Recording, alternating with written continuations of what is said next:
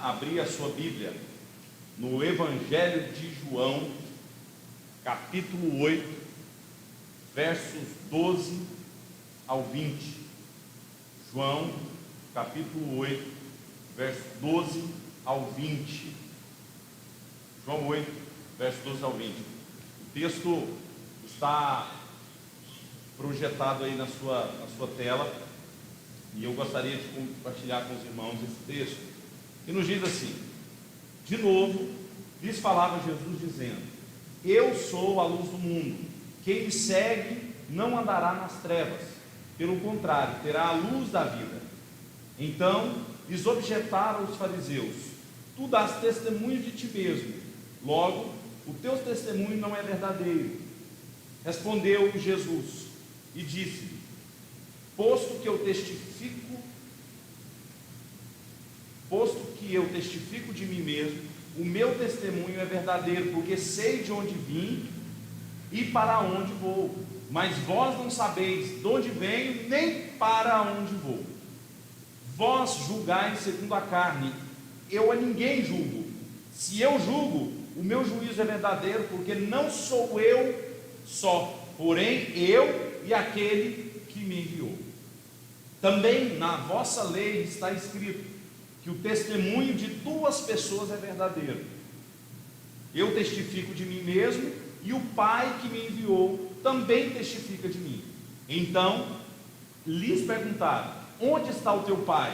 Respondeu Jesus: não me conheceis a mim, nem a meu Pai. Se conhecesses a mim, também conhecerias a meu Pai.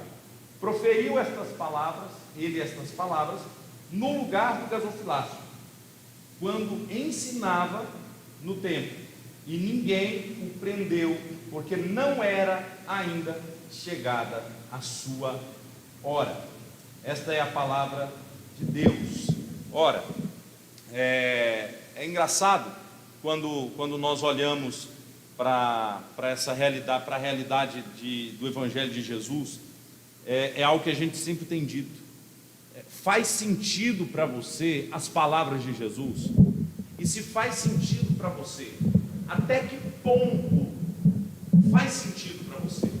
Até que ponto as palavras de Jesus têm penetrado no teu coração e feito com que você olhe para as realidades do reino e comece a considerar decisões que você precisa tomar para buscar uma vida no Evangelho de Jesus. Nós vivemos um tempo onde tem muito evangélico no país, muitos católicos, muitas pessoas religiosas. O Brasil é um país muito religioso, extremamente religioso, e é curioso porque esse país religioso, ele é um país que precisa voltar-se para o Senhor. Ele precisa voltar-se para o Senhor. E nós, com um grande desafio de voltarmos a nossa vida para Deus, eu gostaria de convidar você para que nós pudéssemos, nesse momento, orar ao Senhor. Orar ao Senhor. Curva a sua cabeça, feche os seus olhos. Senhor, em nome de Jesus, nós nos colocamos, Pai, diante da Tua presença e pedimos, Senhor, que a Tua palavra esteja tomando conta do nosso coração, esteja manifestando, ó Deus amado, misericórdia sobre nós, esteja, ó Deus amado, penetrando o íntimo do nosso coração a ponto de discernir todas as nossas necessidades. Pai, no nome de Jesus eu te peço, dirija, ó Deus amado, as nossas vidas pelos propósitos eternos do Senhor.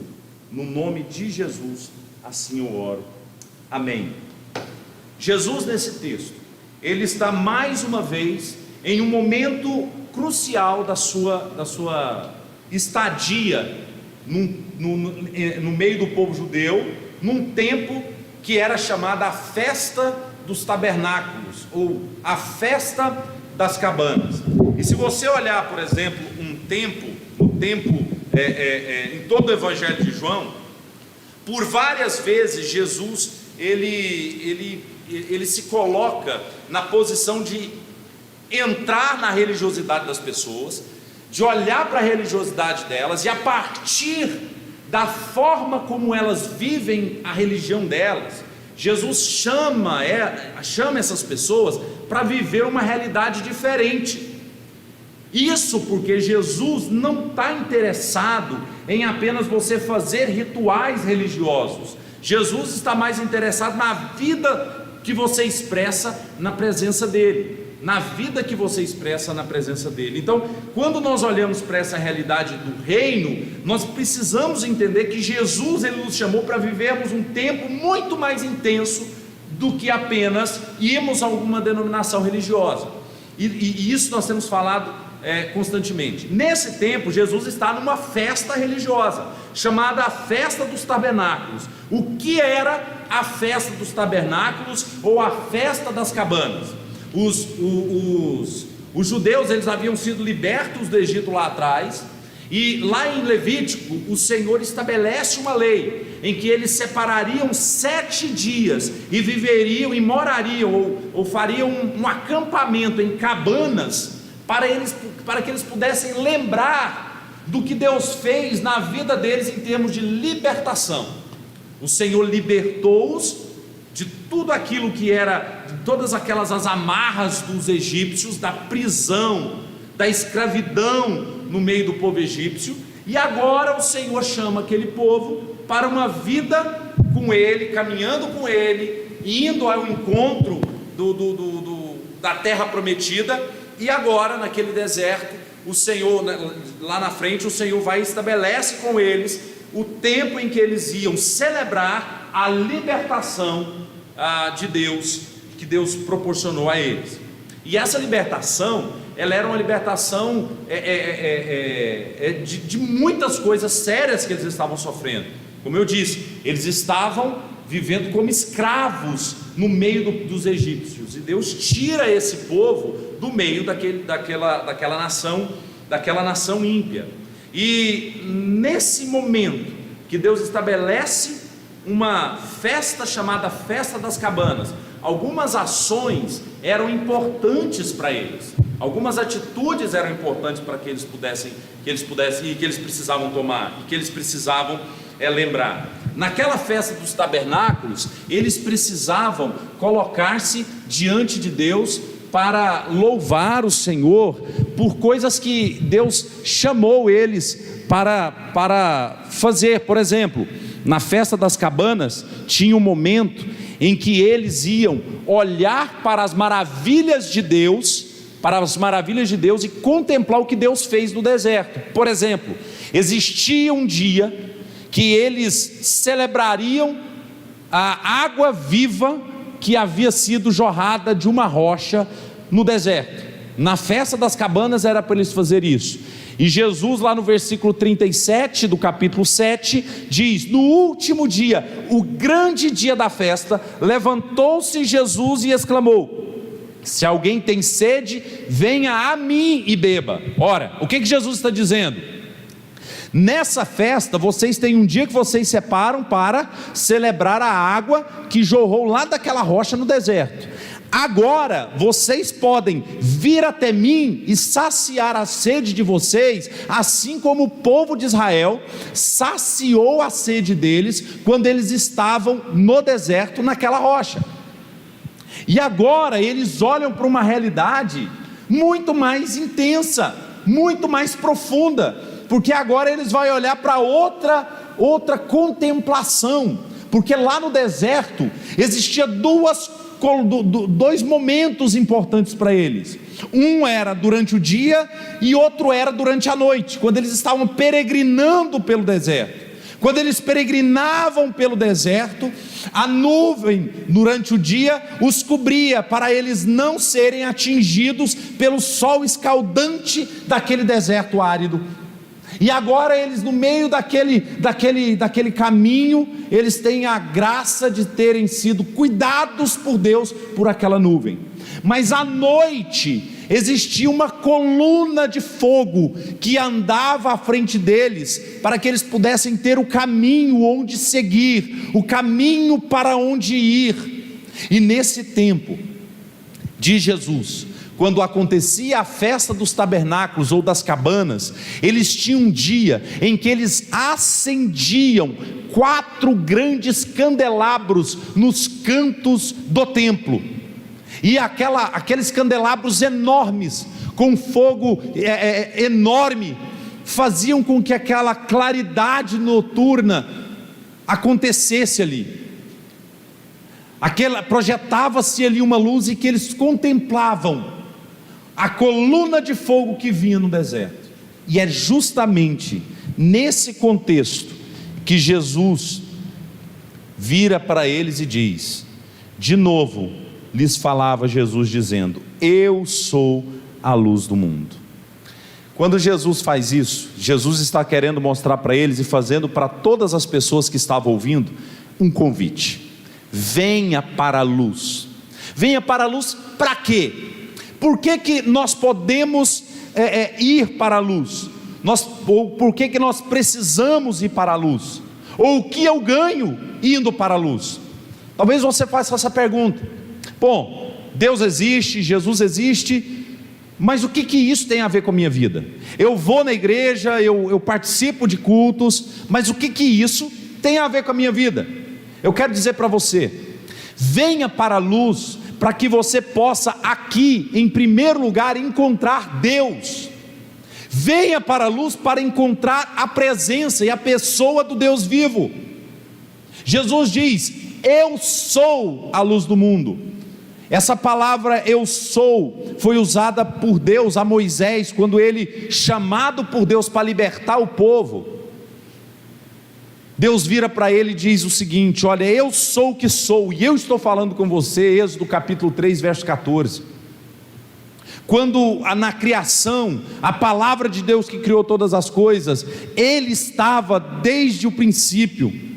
No início do Evangelho de João, se você olhar no capítulo 1, verso 1 em diante, nos diz: no princípio era o verbo, e o verbo estava com Deus, e o verbo era Deus. Ele estava desde o princípio com Deus.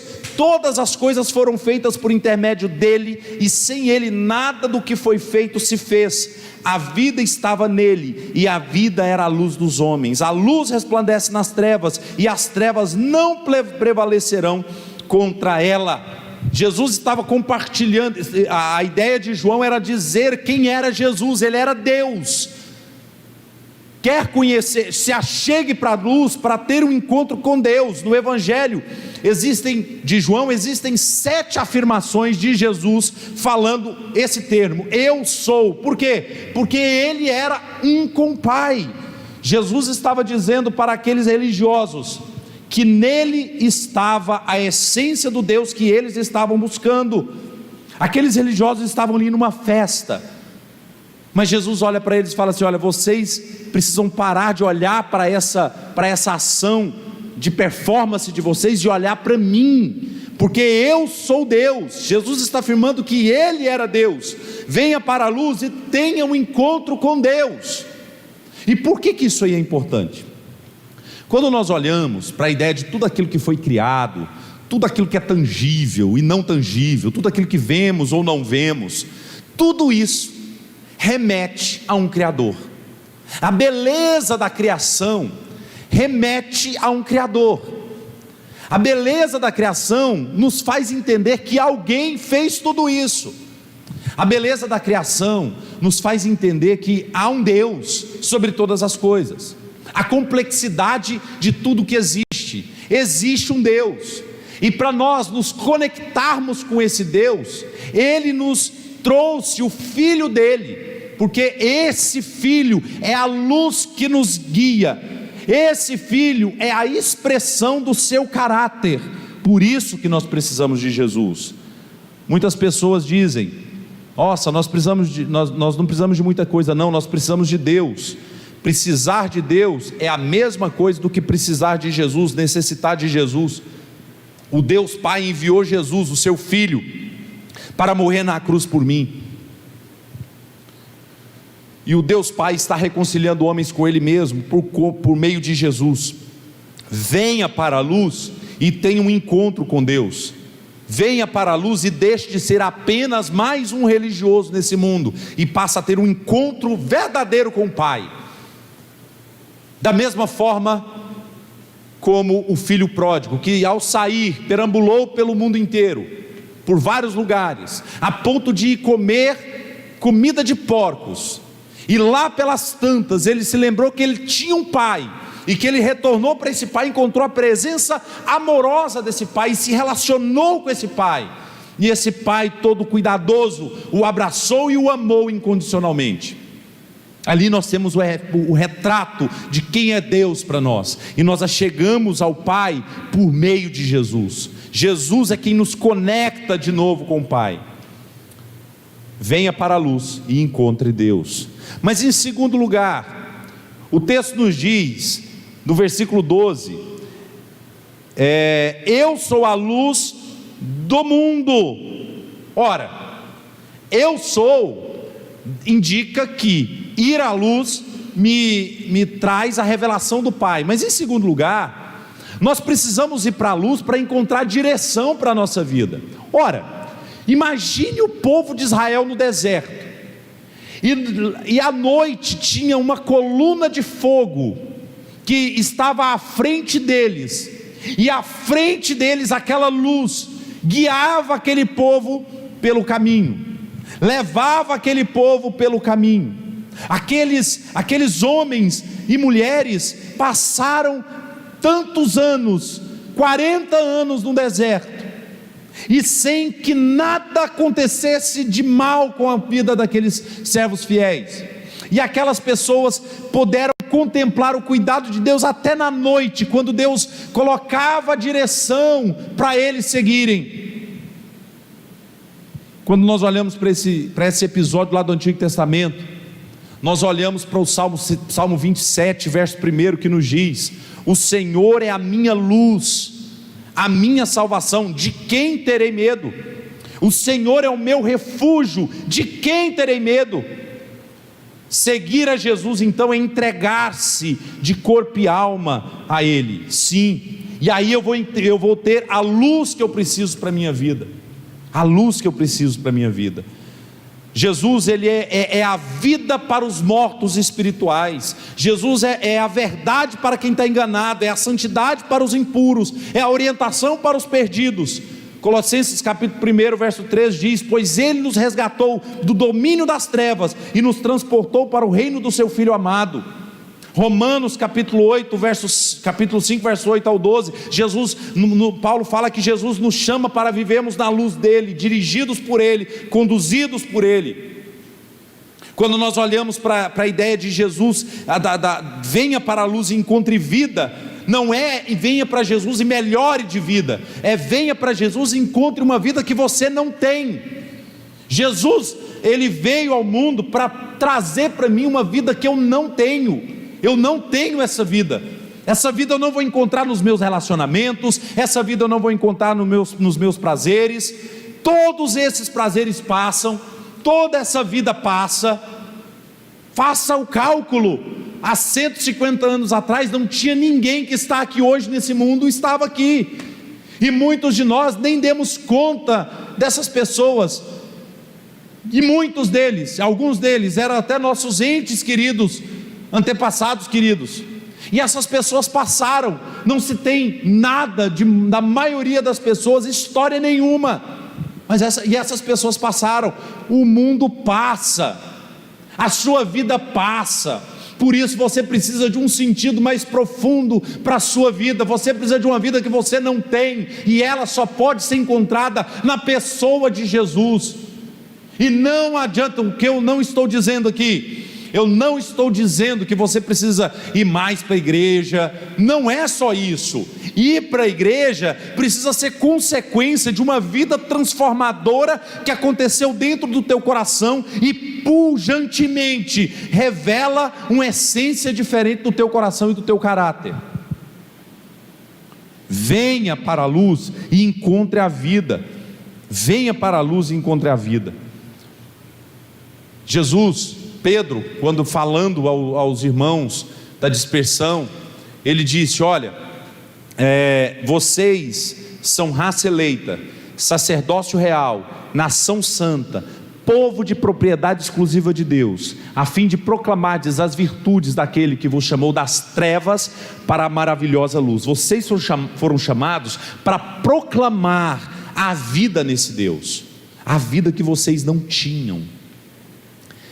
E vou dizer uma coisa para você: talvez você tenha passado ano após ano, semana após semana, indo à igreja, experimentando de dons espirituais de outros irmãos, experimentando vivência na comunidade cristã, mas ainda não experimentou o sabor da vida que Jesus tem para te oferecer.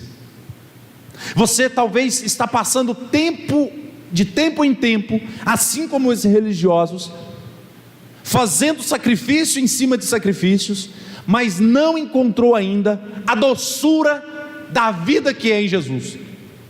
O quão maravilhoso é poder sentir-se perdoado, o quão é maravilhoso poder ter a convicção de que Deus perdoou os seus pecados.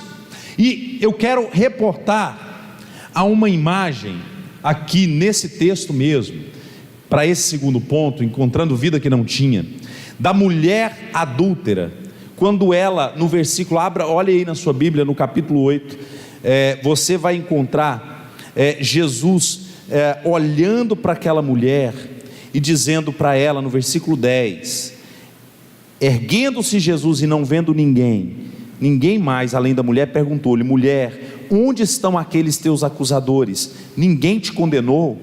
Respondeu ela: ninguém, Senhor. Então lhes disse Jesus: nem tampouco eu te condeno, vai e não peques mais. Você sabe o que aquela mulher estava experimentando? A luz de Jesus entrou no coração dela. Ela estava experimentando algo que religião nenhuma pôde oferecer, que é perdão absoluto e pleno dos pecados de forma graciosa. Não precisou de um sacerdote fazer uma mediação, humano fazer uma mediação, não precisou de absolutamente nada humano. Ela simplesmente teve um encontro vivo com Jesus. Ela se viu pecadora, a lei mostrou o pecado dela, mas diante daquela treva do pecado, veio a luz de Cristo, produzindo a graça, e junto com a lei que condena o nosso pecado, veio a graça de Deus, tudo misturado, para gerar a vida que eu não tenho, para trazer para a minha vida que eu não tenho, para produzir no meu coração uma vida que religião nenhuma pode oferecer, que é a vida em Jesus. Não importa quanto tempo nós temos de caminhada evangélica, católica ou religiosa, o que vai importar no fim das contas é a vida que Jesus compartilhou no meu coração e que está ressignificando a minha própria vida. Terceiro, venha para a luz também e encontre direção para a sua vida. O texto diz, e Jesus diz isso, de novo lhes falava Jesus dizendo: eu sou a luz do mundo, quem me segue, a luz na frente, nós vamos atrás, nós vamos caminhando ao encontro dessa luz. Teve um momento que na nossa vida, se teve algum momento na nossa vida que nós perdemos a direção, talvez foi porque nós deixamos de contemplar a luz que vai à nossa frente nos dirigindo. Quem me segue, por isso ele diz isso: olha, eu sou a luz do mundo, quem me segue, não era seguir mais um ritual, era seguir a pessoa dele. Aqueles religiosos, eles precisavam parar de confiar na direção da religião, para acreditar na direção de Jesus. Como eu disse aqui agora há pouco, o Salmo 27, verso 1: o Senhor é a minha luz, é a minha salvação, de quem terei temor? Ele está à minha frente. Seguir a Jesus então implica em se entregar de corpo e alma, e total submissão a Ele. Jesus é a direção da vida de todo aquele que entrega-se a Ele, de todas aquelas pessoas que compartilham da vida dele. Jesus passa a ser a direção. A palavra de Deus lá no Salmo 119, verso 105 nos diz: a tua palavra é lâmpada que ilumina os meus passos e luz que clareia o meu caminho. O João capítulo 1 vai iniciar dizendo: no princípio era o verbo. A palavra, o significado de verbo é palavra. Jesus é a palavra de Deus encarnada, ou seja, a tua palavra, ou o teu filho, a revelação do teu filho é a lâmpada que ilumina os meus passos, é a luz que clareia o meu caminho. Quando nós entendemos isso, nós temos um ensino maravilhoso para a nossa vida. Nada foge do cuidado de Jesus para nós, nada. Se você tem medo, por exemplo, de tomar decisões, supondo, por exemplo, que Jesus ele está, e o pai ele fica assim meio que jogando com você, para ver se você consegue acertar a decisão correta que você precisa tomar na sua vida. O pai não fica fazendo isso com seus filhos. Qualquer decisão que você tomar, sobre qualquer aspecto, Deus está no centro de tudo isso. O Senhor está dirigindo toda a sua vida. Não há nada que você possa fazer que possa levar Deus a se surpreender com você, porque Ele te conhece e Ele escreveu a tua história. Até os teus últimos dias estão contados. Salmo 139, a grande revelação que Davi faz dele mesmo. O Senhor nos conhece quando nos assentamos, quando nos levantamos. O Senhor sabe, antes mesmo das palavras saírem dos nossos lábios, o Senhor sabe, já sondou o nosso coração. O Senhor sabe dos erros, o Senhor sabe dos nossos acertos, o Senhor sabe o que será do meu amanhã, porque Ele é autor da história. E nós temos uma saída: se render a esse Deus, sabendo que Ele, na pessoa de Jesus, dirige a minha vida. Não há nada nesse mundo que possa acontecer que vai fazer com que os planos do Senhor sejam frustrados, porque os planos do Senhor jamais serão frustrados. O nosso coração pode fazer planos, mas os planos do Senhor jamais serão frustrados. Portanto, para que temer? Para que ansiedades? Para que medos? Para que medo de tomar decisões? Olhe para as decisões e entenda: não tem nenhum tipo de ação da minha vida ou decisão que eu preciso tomar. As decisões que eu preciso tomar não contrariam a palavra de Deus. Portanto, tome a decisão, caminhe. Mas e se for difícil? Se for difícil a decisão, Deus está te ensinando também no tempo difícil. Deus está tratando você. Muito mais importante do que apenas fazer com que você dê bem na vida, o Senhor quer tratar o teu coração. Mais do que o que Deus quer fazer através das suas mãos, Deus quer fazer algo muito mais pleno e intenso dentro do seu coração. É isso que Deus faz. Deus age dessa forma. Deus age olhando para nós e trazendo à nossa vida uma transformação interior e gerando em nós mudanças consideráveis. E era exatamente o que aqueles religiosos não queriam. Quando eles olham para Jesus, eles não veem Jesus como Senhor. Eles olham para Jesus e veem Jesus como um farsante. Eles olham para Jesus e tentam colocar Jesus em encruzilhadas, para tentar pegar Jesus e matar Jesus. Venha para a luz, tenha direção para a sua vida, encontre razão para ter um guia, para te levar por um bom caminho, e você compreender esse caminho à luz de tudo o que acontece. Com Jesus a gente entende o significado até dos problemas e percalços que nós passamos. Com Jesus nós encontramos o significado até para as tribulações que nós enfrentamos, até para as decisões que trazem para nós consequências gravíssimas, consequências ruins. Até para isso nós encontramos sentido quando nós nos aproximamos de Jesus. Então venha para a luz e encontre direção. Mas quarto, venha para a luz e encontre salvação. E sobre isso o texto nos diz, ainda no versículo 12 diz: olha, eu sou a luz do mundo, quem me segue não andará em trevas, pelo contrário terá a luz da vida. Venha para a luz e encontre salvação para a tua alma. Se tem algo que você pode ter certeza, é que você e eu vamos um dia prestar contas com Deus diante de tudo aquilo que nós fizemos. E o que vai valer lá não é quantas cestas básicas eu doei, não é quanto eu fiz para Deus. O que vai valer diante do Pai é se eu me entreguei a Jesus ou não. Se Jesus, enquanto eu vivi aqui, foi o meu Senhor ou não. O texto de João capítulo 12, verso 46 nos diz: eu vim ao mundo como luz, para que todo aquele que crê em mim, não permaneça nas trevas. Jesus aqui nesse texto de João 8, verso 12 ao 20, está sendo acusado de ter um falso discurso. E como ele apresenta a sua resposta?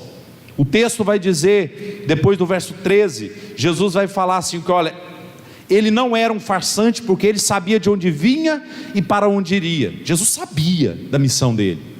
Por isso que lá em João capítulo 14, ele olha para os discípulos que estão aflitos, porque agora ele está já dando o discurso de despedidas, e aqueles discípulos aflitos, ele olha para os discípulos e fala assim: olha, não temas, não turbe o coração de vocês, crede em Deus e crede também em mim.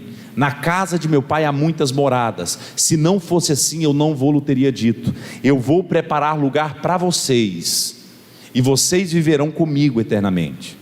Jesus estava falando para aqueles discípulos aquilo que ele tinha convicção, e é exatamente aqui que ele começa a falar a respeito das verdades dele mesmo com o Pai, do relacionamento com o Pai. Ele sabia de onde veio, ele veio do Pai, e é para o Pai que ele iria retornar e levar todos os seus discípulos. Jesus também ele diz, ele apresenta um outro argumento para confrontar aquela afirmação de que ele tinha um falso discurso, dizendo que o julgamento que ele exercia era junto com o Pai.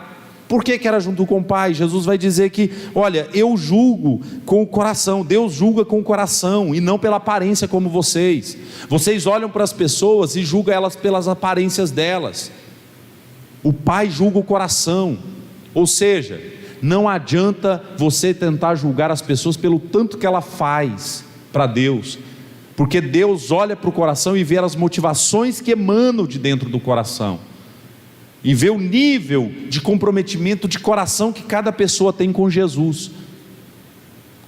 E Jesus ele ainda usa um outro argumento, dizendo que ele era a única maneira de conhecer o Pai, ou seja, a única maneira de conhecer Deus é olhando para Jesus, como nós já dissemos. Somente entregando a Jesus nós poderemos viver eternamente com o Pai. É isso que Jesus está querendo mostrar quando ele diz: olha, se você eu sou essa luz, se você me segue, você não andará em trevas. Vocês estão andando em trevas nessa religião de vocês. Em outra oportunidade, Jesus com seus discípulos olha para eles e diz: olha, cuide, na parábola da candeia, cuide para que a luz que é em ti não seja trevas.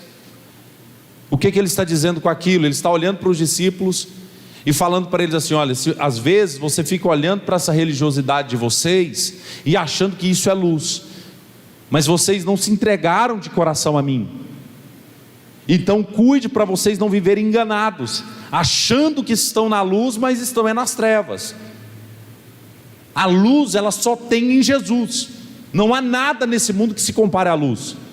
Se você encontrou uma religião que se auto-intitula a luz, foge, porque ela não é a luz é Jesus. Jesus é a única luz a qual eu preciso me entregar. Ele diz isso, que ele era a luz do mundo, e aquele que crê nele, que segui-lo, não andará em trevas. Ou seja, venha para a luz e encontre salvação para a sua vida. De que forma que eu gostaria de chamar você para aplicar essas verdades no seu coração? Eu queria te chamar a algumas aplicações e práticas, 2 aplicações práticas para você hoje. A primeira aplicação que eu queria chamar você a aplicar é: se você ainda não se entregou a Jesus Cristo, faça isso hoje mesmo, agora, de onde você está. Continuar a viver longe de Jesus significa viver em trevas. Continuar a viver uma vida distante da pessoa de Jesus, de um relacionamento com Jesus, é continuar vivendo em trevas. Você sabe o que eu quero dizer com isso? É que se você ainda não falou para as pessoas, não internalizou que você precisa se render de corpo e alma à pessoa de Jesus, você precisa fazer isso hoje, agora. Se renda a Jesus, se entregue a Jesus, fale com seus lábios, ore a Deus: Senhor, eu quero me render à pessoa de Jesus, isso está me incomodando, está inquietando o meu coração, o Senhor está falando e ministrando a minha vida, que eu preciso tomar uma decisão. Tome essa decisão hoje mesmo, agora, na sua casa, com você mesmo. Fale isso: Senhor, eu preciso me entregar à pessoa do teu Filho amado Jesus. Não importa se você não tem convicção de que, se você entregou verdadeiramente sua vida a Jesus, não importa se você é cristão há muito tempo, seguidor, membro de igrejas, não importa se você frequenta igrejas, se você não tem convicção disso, você ainda não experimentou a verdadeira vida em Jesus, porque a verdadeira vida em Jesus me traz a certeza de que eu me rendi a Ele, de que Ele é que dirige a minha vida. Como é que você detecta isso? As suas decisões, quanto marido, são dirigidas pelas palavras de Jesus? Quanto esposa, são dirigidas pelas palavras de Jesus? As suas decisões enquanto membros da igreja são dirigidas pela palavra de Jesus?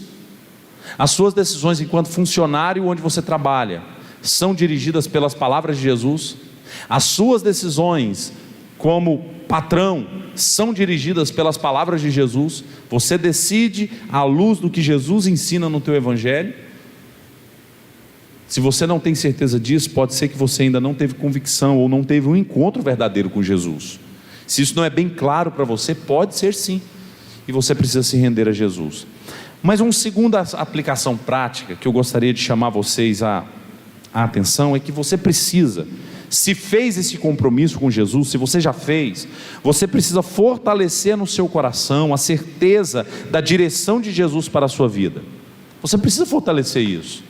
Você não pode ficar andando com medo de tomar decisões. Você não pode ficar andando com medo de morte.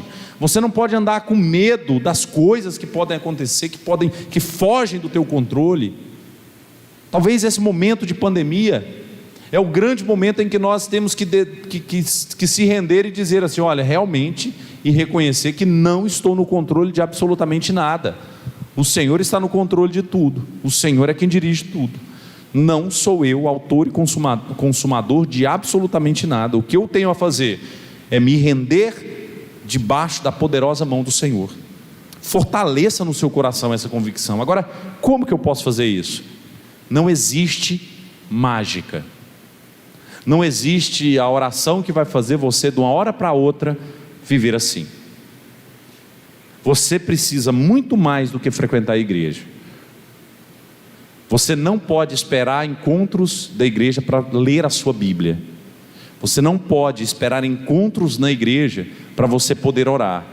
A oração, ela é um instrumento para a minha edificação, e que nós podemos fazer junto com irmãos, mas não desvalorizando aquilo que é mais importante, que é entrar no teu quarto, fechar a porta e orar ao teu Pai em secreto, e o teu Pai em secreto te recompensará.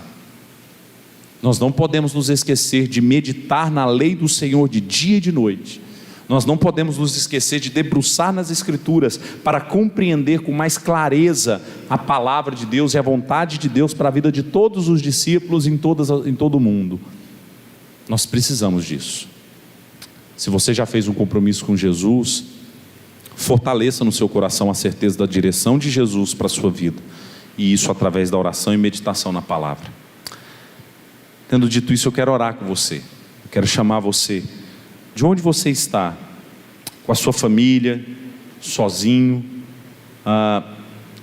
e a decisão que você precisou tomar ou precisa tomar, onde você está nesse momento, que o Senhor te dê e te muna de força para poder tomar isso. Jesus é a luz do mundo, a luz do mundo. Jesus é a luz do mundo. Eu gostaria de chamar você para esse momento de oração.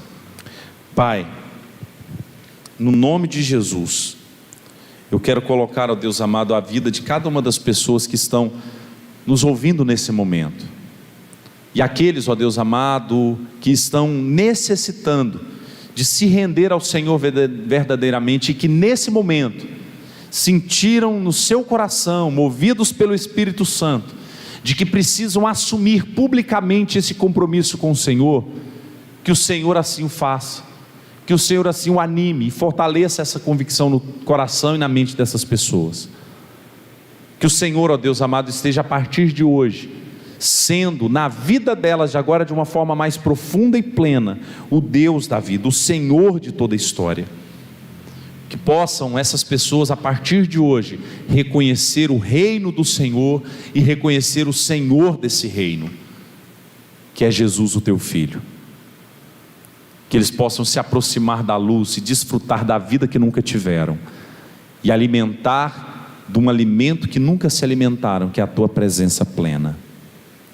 Pai, e aqueles que já fizeram esse compromisso e que precisam, ó Deus amado, de força e ânimo para compreender o teu cuidado, o teu amor, a tua ação em toda a história na vida deles, que o Senhor esteja enchendo esses corações da tua presença, enchendo esses corações, ó Deus amado, da tua paz, da tua calma, e que em nome de Jesus eles possam, ó Deus amado, aprender a descansar no Senhor, e que descansados, ó Deus amado, eles possam navegar nas asas do teu Espírito e dirigir as suas vidas pela tua palavra, certos de que nada, ó Deus amado, acontecerá em suas vidas que esteja fora dos teus propósitos. Pai, no nome de Jesus, que o teu povo possa encontrar assim paz, uma paz que excede todo entendimento. Em nome de Jesus, assim eu oro. Amém.